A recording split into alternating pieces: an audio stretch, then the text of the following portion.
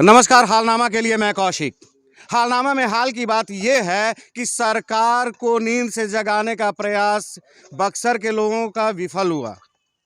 तो बक्सर के युवा खुद ही जग गए हैं और बक्सर के युवा खुद अपने स्वावलंबन का प्रमाण दे रहे हैं। आप देख रहे हैं बक्सर के लाइट एंड साउंड में, जहां पर राम कथा दिखाया जाता था, ये लाइट एंड साउंड का प्रांगण है। आप देख रहे हैं बेतरतीब मरणासन में पड़ा हुआ था ये जगह। जंगल उगाए थे यहाँ पर, जिसकी सफाई यहाँ के युवाओं के द्वारा किया जा रहा है। बहुत प्रयास किया गया सरकार को जगाने का, सरकार को ये दिखाने का कि बक्सर की क्या समृद्धि है, बक्सर ऐतिहासिक रूप से, धार्मिक रूप से किस हद तक समृद्ध है। इसको पर्यटन स्थल के रूप में विकसित करने की आवश्यकता है, लेकिन सरकार के कान तक बात नहीं पहुंच पाई या सरकार ने ध्यान नहीं दिया। तो बक्सर के युवाओं ने ठाना कि खुद ही हम लोगों को आगे बढ़ करके कुछ करना होगा। और आप देख रहे हैं हमारे बक्सर के जो भी हमारे बड़े भैया लोग हैं, राहुल आनंद जी हैं, जोशी जी हैं, ऋषिकेश त्रिपाठी जी हैं, अखिलेश जी हैं, सत्येंद्र हैं और श्रवण तिवारी हैं, प्रभाकर हैं, चंदन कात्यायन हमारे अनुज हैं। सभी लोग मिल करके और इस प्रकाश और ध्वनि केंद्र की सफाई कर रहे हैं, इसको मरणासन से जीवित करने का प्रयास कर रहे हैं। चलिए हम लोग बात करते हैं। राहुल आनंद जी से शुरू करते हैं। जी, कैसे आप लोगों ने यहाँ तक? नहीं, ऐसा कुछ नहीं है। कोई दोषारोपण नहीं है किसी के ऊपर, न सरकार के ऊपर, न प्रशासन के ऊपर, न शासन के ऊपर। ये दुर्भाग्य बक्सर का है कि एक अमूल्य निधि हमें सौंपी गई थी, जो आज इसके लायक भी नहीं रहा कि हम इसकी चर्चा अपने आने वाली पीढ़ियों से कर सके, अपने आगंतुकों से कर सके।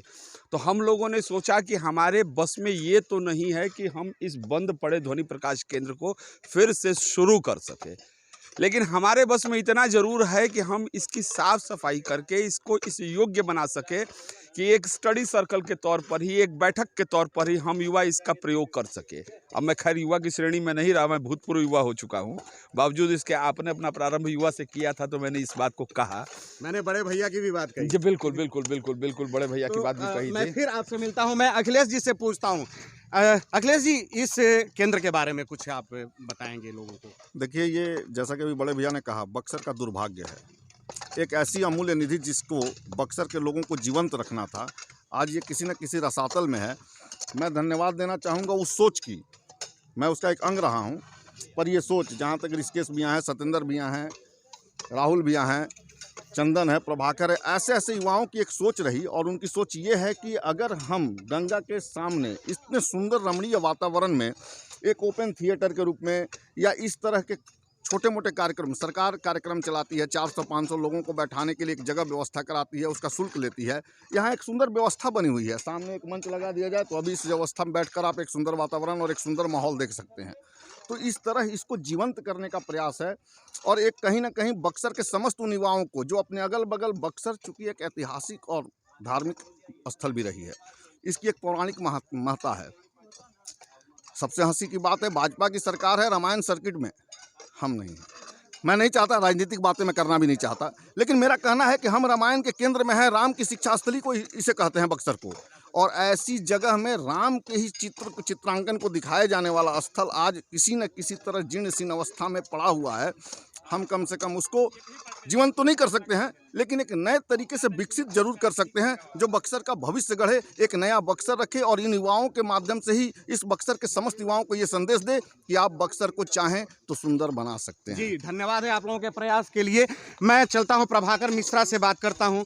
प्रभाकर जी, ये बताइए कि ये केंद्र जब बना हुआ था, बहुत कम समय तक चला, क्या कारण रहा कि बंद हो गया? देखिए, साल भर मात्र चला। 86 में लगभग बना था, 87 तक आते आते बंद हो गया। 87 में बंद इस कारण हुआ कि कोई एक मशीन था, लगभग 50 शेयर या 30 शेयर कॉस्ट उसका होगा। उस समय में उस मशीन के लिए पैसे नहीं, कोई व्यवस्था हो पाया, मशीन नहीं लगी, जिसके कारण धीरे धीरे ये सब बंद हो गया। तो सबसे बड़ी दुर्भाग्य की बात यह है कि देखिए, हम राम जी के बारे में बात कर रहे हैं, भगवान राम के मंदिर के लिए लोग चंदा दान कर रहे हैं, बहुत अच्छी बात है, बनना चाहिए, भव्य मंदिर बनना चाहिए। परसों न्यूज़ में आया था कि 1150 करोड़ रुपए हो गए हैं, जमा हो गए हैं, चंदा पूरा आ गया है। तो हमारे कहने का यह अर्थ है कि यहाँ पर विधायक हो, सांसद, ये जानते नहीं है कि बक्सर में लाइट एंड साउंड है, सब जानते हैं। लेकिन और ये बक्सर राम जी, की शिक्षा स्थली है। शिक्षा स्थली है, राम जी की शिक्षा स्थली है, भगवान विश्वामित्र की ये तपोभूमि रही है। तो कहने का अर्थ यह है हमारा कि ये सांसद विधायक पर कोई आरोप नहीं है, कोई दोषारोप नहीं है। वो लोग जानते हैं कि बक्सर में लाइट एंड साउंड है। हम लोग का कार्य करने का यह तरीका है कि कार्य करके हम दिखाना चाहते हैं कि किसी की नज़र पड़े उस पर कि कोई यह यहाँ पर कोई कार्य। बहुत बहुत धन्यवाद, फिर मिलते हैं आप लोगों से। निश्चित तौर पर बक्सर की एक अलहदा पहचान है। लोग कहते हैं बक्सर को कि ये मिनी काशी है। मैं खारिज करता हूं इन लोगों की बातों को। बक्सर की अपनी अलग पहचान है। बक्सर जो है खुद की पहचान के लिए काफ़ी समृद्ध है, चाहे वह ऐतिहासिक रूप में हो या धार्मिक रूप में हो, आध्यात्मिक रूप में हो। इसे बक्सर को राम की शिक्षा स्थली के रूप में भी जाना जाता है। दो लड़ाइयों को लेकर के भी बक्सर को जाना जाता है। हम बात करते हैं चंदन कात्यायन से। चंदन जी, आप लोगों का ये जो कार्य है, आप लोगों का जो प्रयास है, काफ़ी सराहनीय है। कैसे आप लोग ये काम के लिए आगे बढ़े? देखिए, राम की शिक्षा स्थली कहा जाता है ये, तो राम के आचरण को सबसे हम लोग पकड़ा है कि राम का आचरण क्या है। तो राम का आचरण बक्सर में वो आचरण है कि उन्होंने अपने चरण से माँ अहिल्या को, पाषाणवत अहिल्या को, माँ अहिल्या को उन्होंने जागृत कर दिया, जीवन दे दिया। तो वो आचरण हम युवाओं ने हमें प्रेरणा दी कि ऐसे बक्सर को पाषाणवत पड़े हर एक जगह हो। तो हमने एक चयनित किया कि ये 3 दशकों से पाषाणवत पड़ा हुआ है, पत्थर की तरह निर्जीव, जीर्ण शीर्ण बंद पड़ा हुआ है, इसको जीवंत कैसे करेंगे। तो वो राम आचरण बड़ा ही, यही हमारी प्रेरणा का स्रोत है। चलिए, बहुत बहुत धन्यवाद आप लोगों के प्रयास के लिए। आप लोगों को धन्यवाद। और हमारे बीच में कन्हैया मिश्रा जी हैं, इनसे हम बात करते हैं इस प्रकाश और ध्वनि केंद्र के बारे में। जी, आप लोगों के द्वारा, आपके बच्चों के द्वारा, युवाओं के द्वारा जो कार्य हो रहा है, कहाँ से प्रेरणा मिली, और प्रकाश ध्वनि केंद्र के बारे में आप कुछ जानकारी? नहीं, यहाँ पर राहुल आनंद जी हैं, इन छोटे भाइयों ने हम आज आए हैं जी, और इन लोगों के प्रेरणा से ही आए हैं। क्योंकि ये लोग जो काम कर रहे हैं हमको अच्छा लगा, तो आज क्लिनिक छोड़ करके हम सोचे कि आज शेयर जरूर करेंगे, इन लोगों के साथ जरूर साथ देंगे हम। काफी लंबे समय से ये बंद पड़ा हुआ है प्रकाश ध्वनि केंद्र। यहाँ के युवाओं के द्वारा काफी प्रयास किया गया सरकार तक अपनी बात पहुँचाने के लिए, बक्सर को राम सर्किट से जोड़ने के लिए, बक्सर को धार्मिक स्थल या ऐतिहासिक स्थल के रूप में, पर्यटन स्थल के रूप में घोषित करने के लिए। बिल्कुल, या कुछ असर नहीं पड़ा उसके लिए। आज तमाम युवा आए हुए हैं, ये सारे जो हैं सो जिम्मेवार और सुसंस्कृत सभ्य लड़के हैं। ये नहीं है कि अपना राजनीति कोई है, ये लोग देखते हुए सब आए हैं कि यहाँ पर कैसे क्या किया जाए, कैसे यहाँ पर हम लोग क्या कर सकते हैं। आगे क्या लग रहा है? अब हम लोग तो प्रयास शुरू कर दिए हैं, अब देखते हैं आगे क्या होता है। मैं भी बक्सर के लोगों से आह्वान करूंगा, गुजारिश करूंगा कि आप लोग अधिक से अधिक संख्या में यहाँ जुड़िए और जुड़ करके इन लोगों के साथ लगिए और बक्सर को बक्सर का हक दिलाने के प्रयास में आप लोग भी शामिल होइए। चलिए, हम लोग और लोगों से, हिरकेश त्रिपाठी जी से बात करते हैं। बहुत अच्छा लगा आप लोगों से मिल करके सर, आप लोगों के प्रयास को देख करके। धन्यवाद। हाँ, कोशिश है, देखिए कहाँ तक लोगों की निगाह जाती है। अगर हम प्रशासन का ध्यान इस ओर आकृष्ट करने में सफल हुए तो हम अपने इस कार्यक्रम को सफल मानेंगे, और अगर नहीं भी हुए तो कम से कम इतना ज़रूर कर देंगे हम लोग कि सुबह 1 या 2 घंटे की सफाई से हम एक संदेश देना चाहेंगे पूरे बक्सर को कि जो जहाँ पे है और वहाँ पे अगर कुछ ऐसी चीज़ें हैं विरासत के तौर पे जिनको संभाला जा सकता है, उसको संभालने का प्रयास किया जाए। चलिए, बहुत बहुत धन्यवाद। मैं एक बात जरूर बताऊंगा कि आज से 2 दशक पहले एक प्रयास हम लोगों ने भी किया था यहाँ पर विदेशिया करा करके। अभी हमारे बड़े भाई शरद कुमार जयपुर में आज तक से जुड़ करके काम कर रहे हैं, संवाददाता हैं जयपुर में। उनके द्वारा एक टीम आई थी और हम लोगों ने मिल करके यहाँ पर विदेशिया किया था। उस समय भी हम लोगों ने ऐसे ही इस प्रकाश और ध्वनि केंद्र की सफाई किया था, बिल्कुल बेतरतीब हो गया था, इसको संवारा था। लेकिन फिर उसके बाद वो क्रम बंद हो गया और फिर से पुनः ये मरणासन में चला गया था। श्रवण तिवारी जी से हम बात करते हैं। थक गए हैं क्या आप? नहीं, थके नहीं है भाई, थके क्यों, काम कर रहे हैं सारे। जैसा कि अभी हमारे बड़े भाई, बहुत सारे लोगों से आपने बातचीत किया, अच्छे लोगों की सोच को सलाम है। छोटे भाई चंदन जी, प्रभाकर जी, अखिलेश पांडे जी और हिरकेश त्रिपाठी जैसे लोगों का सोच है कि सारे आज बक्सर के सभी लोग आज यहाँ आ चुके हैं लाइट एंड साउंड में सफाई के लिए। कभी हम लोग यहाँ छोटे जब थे, हम लोग MP हाई स्कूल में पढ़ा करते थे, तो यहाँ वहीं चित्रकला का पार्टिसिपेशन हम लोगों ने भी यहाँ किया है।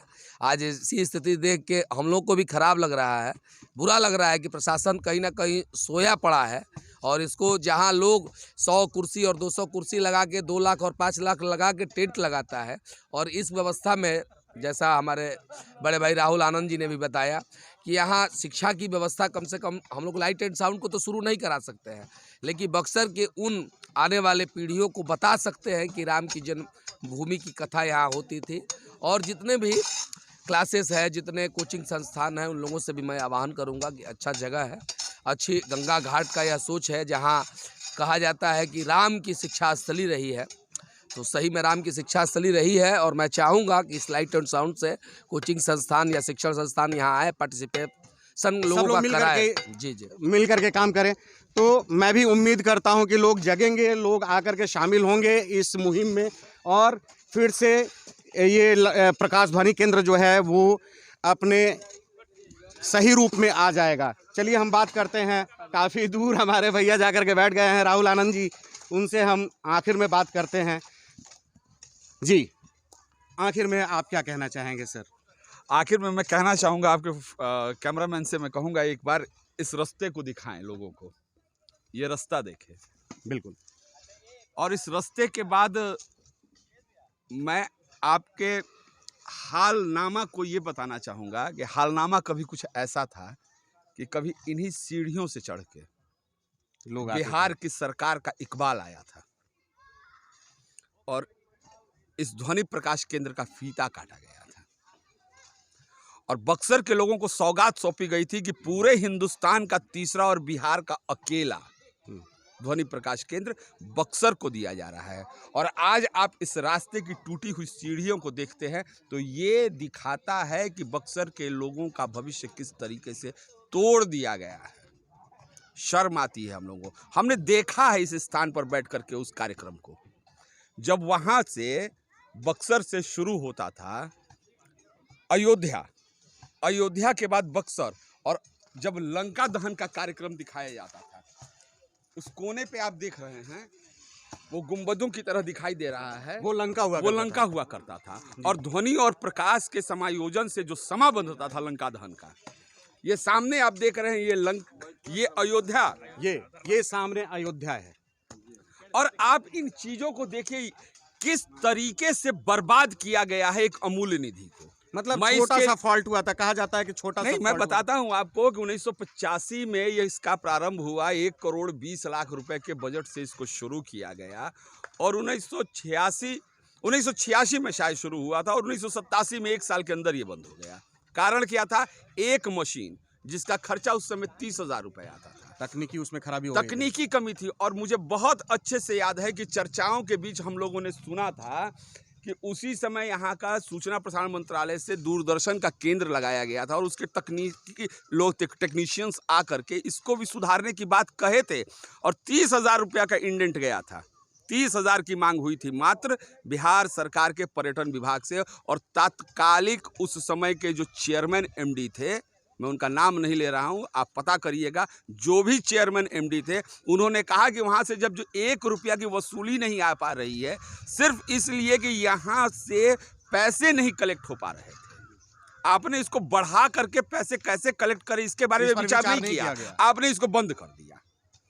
अच्छी बात है, आपने बंद कर दिया, लेकिन आप इसकी आप लोगों के माध्यम से ही हमें सूचना मिला है कि चंद दिनों पहले यहाँ शराब तस्करी के कारण से कुछ लोग पकड़े गए। तमाम अवैध, अब ये अवैध कार्यक्रम करने के अड्डा बना दिया गया है। इसको प्रशासन को इस पर ध्यान देना पड़ेगा। कुछ नहीं तो आप इसकी बाड़बंदी तो करा सकते हो, इसकी साफ सफाई तो करा सकते हो, एक ओपन थिएटर के तौर पर इसका उपयोग तो किया जा सकता है। हम इतना जरूर करेंगे। मैं इसके लिए सबसे पहले ऋषिकेश त्रिपाठी को धन्यवाद देना चाहूँगा, जिनकी सोच में ये बात आई और उन्होंने हमसे इस बात को शेयर किया, कहा कि भैया ऐसा हम लोग सोच रहे हैं कि किया जाए। अखिलेश और ऋषिकेश, इन लोगों ने ये सपना देखा, चंदन ने इसको मार्ग दिखाया, और उसके बाद हम सभी लोग आकर के यहाँ कर रहे हैं। आज कन्हैया भी अभी हम लोगों के साथ है।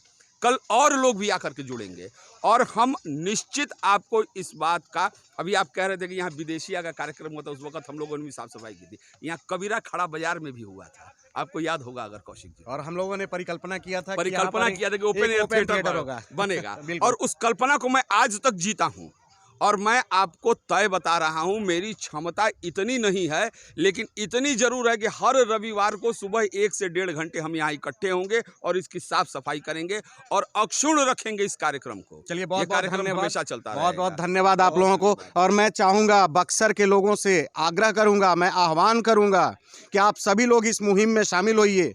बक्सर की जो पहचान है, बक्सर का जो हक है, उसको दिलाने के लिए। बक्सर की अपनी अलहदा पहचान है। बक्सर मिनी काशी नहीं है, बक्सर बक्सर है। बक्सर श्री राम की शिक्षा स्थली है। बक्सर में 2 बड़ी लड़ाइयाँ हुई, वो भी बक्सर की पहचान है।